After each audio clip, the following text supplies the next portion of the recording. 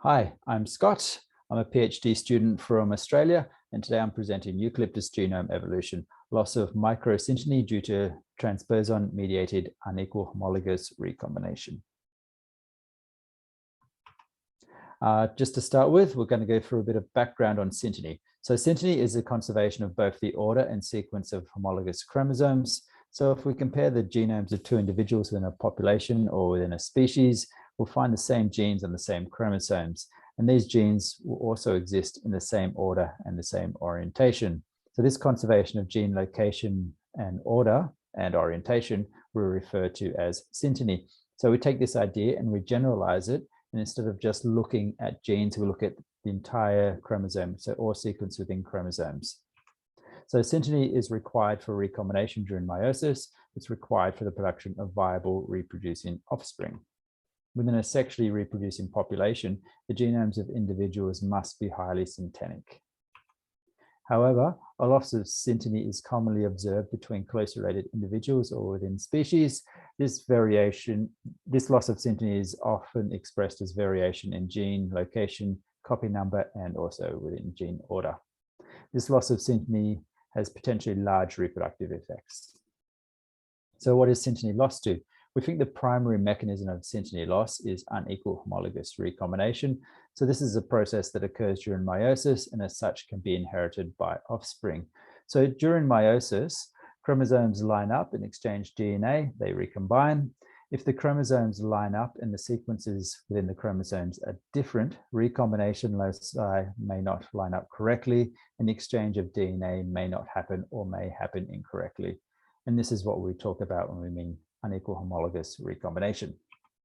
So unequal recombination occurs more often in areas of the genome that are occupied by multiple copies of highly similar sequences, such as transposable elements or TEs. And when it does occur, it likely results in the formation of chromosomal rearrangements. So that is inversions, duplications, translocations, etc. So this figure here, I'm just trying to demonstrate what we've been talking about. So we have two chromosomes, the orange and the green. These two chromosomes are 100% syntenic, or their recombination loci line up. So the recombination loci are indicated by the red lines. So these two chromosomes recombine, and the result of this recombination can be equal or balanced recombination. So these two chromosomes are in the middle here. They are equal, they receive the same proportion of DNA, they're still 100% syntenic, and all recombination loci across these two chromosomes line up. So alternatively, recombination might be unbalanced or unequal, in which case a rearranged or unequal, uneven proportion of DNA is inherited by each chromosome. And in this case, we see that the recombination loci no longer line up, and these chromosomes are no longer 100% syntenic. So because these recombination loci no longer line up, the gametes that inherit these two chromosomes might be infertile, they might be unviable, or if they do go on to create offspring, the offspring might not be able to reproduce with other members of the species. All right, so here we see two examples of what might be occurring within the nucleus during meiosis. So we see bubbles or loops forming within the chromosomes. And then when recombination happens, this gives us our unequal or unordered sharing of DNA. And here we see some recombination outcomes. So at the top here, we have balanced recombination. So the two chromosomes inherited an equal and identical proportion of DNA, or the alleles are the same, they all line up. Next, we have duplications. The top chromosome here is absent, the D and E alleles, whereas the bottom chromosome has two. And then we see inversions where DEF has been flipped into FED. Similarly, we see translocations, tandem duplications, insertions, and deletions. All right, so the two questions I was seeking to answer with this study were, is the majority of synteny lost due to chromosomal rearrangements? And are TEs contributing to the occurrence of rearrangements? So the bigger question here is synteny loss occurring due to transposon-mediated unequal homologous recombination, resulting in the formation of chromosomal rearrangements? So the big question here is the bigger question here is we want to explore the mechanisms of genome evolution, specifically the role of chromosomal or structural rearrangements within genome evolution.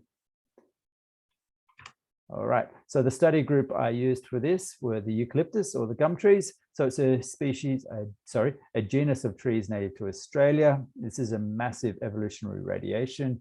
There's currently 800 plus species described, and the majority of these species have diverged over the last 5 million years. The Eucalyptus also have a highly conserved karyotype. They're all diploid with 11 chromosomes. The species that I am looking at are Eucalyptus albans, Eucalyptus mellifera, and Eucalyptus sideroxylon. So these three are very closely related species. They're very recently diverged.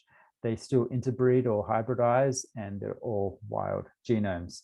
So using these three very close related eucalyptus genomes, we're going to assemble them, we're going to align them, and through those alignments, we're going to identify all the sequence that is shared as synteny and all the sequence that is shared as rearrangements. We're also going to identify unique sequence within our genomes. So that is unaligned or not aligned regions, so sequences that exist only with one genome.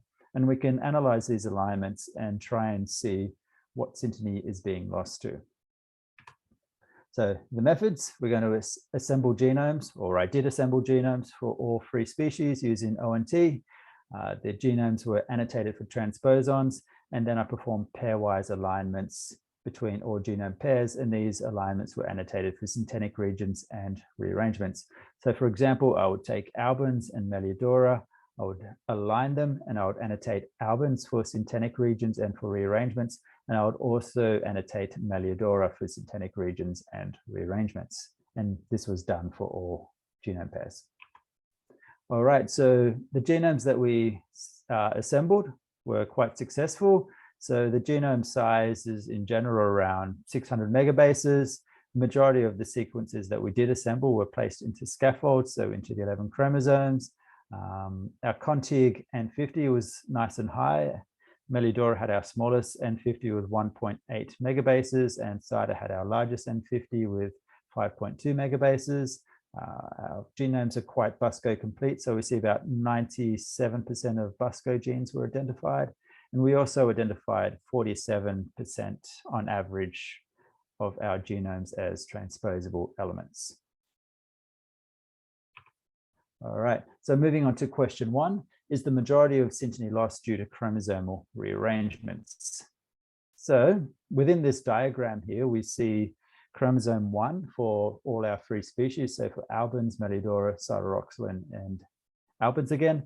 And so the green regions in this diagram represent shared sequence. So if we look down albans chromosome in comparison to mellifera, we can see a lot of shared sequence up and down the chromosome.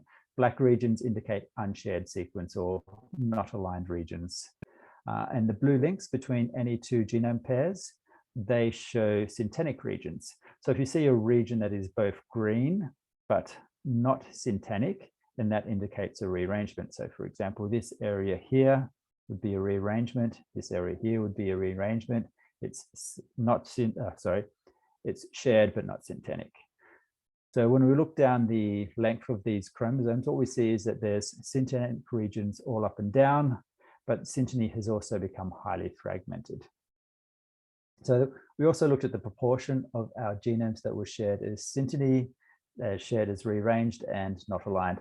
So on average, we saw that 48% of our genomes were shared as synteny, 36% were shared as rearrangements, and 16% were not aligned. So this 16% is either sequence that is, it's either an insertion, a deletion, or divergent sequence. So it's a sequence that is not shared between a genome pair. We also looked at the counts of events. So synthetic regions were relatively few, rearrangements were many, and not aligned regions were relatively few as well. So what we concluded from this analysis is that the majority of our genomes are still synthetic, and when synteny is lost, it's primarily lost through the rearrangement of existing sequence, not through the loss or gain or divergence of sequence, but through the rearrangement of sequence.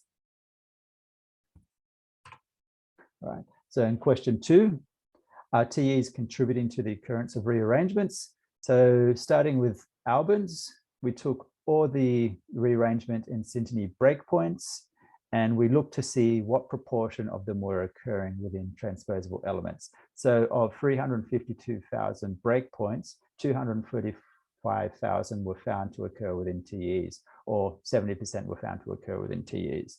We did the same thing for our other two species, and we found very similar results. Out of all the identified breakpoints we had, the majority of them, or 70% of them, were found to occur within TEs. So,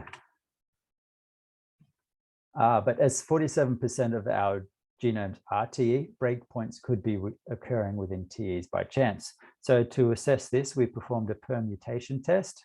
So 3,000 times we randomly permuted the breakpoints. So we just randomly assigned breakpoints across our genomes. And then we calculated the proportion of these random breakpoints within TEs, and we plotted the distributions. And this was the results from that permutation test. So the gray line in the distribution, the gray line is the distribution for the permutation test. And these appear as lines because there's a really, really low standard deviation for these distributions. So there's actually 3,000 points within those gray lines. And what we found is that by chance, about 45% of breakpoints occurred within TEs, but as our observed value was 70% chance, it looks like that TEs do actually contribute to the formation of rearrangements. So in conclusion, is the majority of synteny loss due to chromosomal rearrangements? Yes, rearrangements contribute more to synteny loss than not aligned regions, so there's sequence divergence, gain or loss. Rearrangements were observed to be highly numerous and occupy much larger part of the genome than not aligned sequences. Are TEs contributing to the occurrence of rearrangements? Yes. Is synteny loss occurring due to transposon-mediated unequal homologous recombination resulting in the formation of chromosomal rearrangements? Most likely, yes, they are. There are a few limitations on our work here, though. We did have single reference genomes for each of our species, and our genomes are haploid. So whether these results actually represent what's going on within the larger species complex, we don't know. They're most likely true, but there's just a few caveats there. This work is currently under review in a paper we have with molecular ecology. So hopefully that goes through and you can read more about it in the future if you like to. And yeah, just acknowledge my lab members and supervisory panel. As I said, this is part of a PhD project for me. And yeah, thank you. If anyone has any questions.